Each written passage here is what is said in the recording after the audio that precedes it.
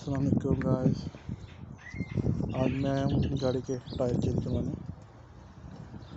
Tyre इसके front वाले जो कि नाजुक है, तो मैंने सोचा कि इसको चेंज कर लूँ।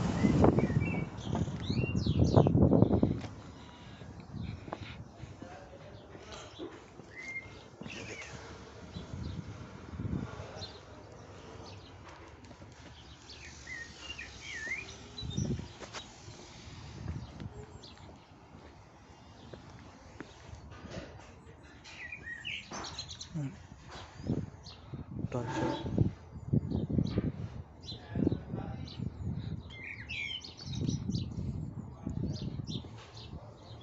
पीछे वाले जो ठीक है, वो कह रहे पीछे ठीक है, आगे वाले चेंज करने।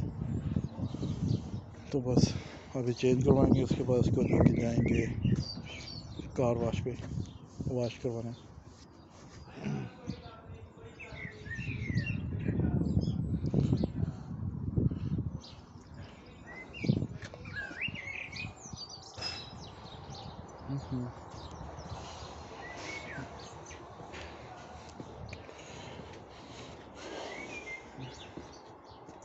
लॉकडाउन में काफ़ी देर जब ऐसे खड़ी रही है, तो अब मैं लॉकडाउन जो सा ख़त्म हुआ तो दोबारा इसको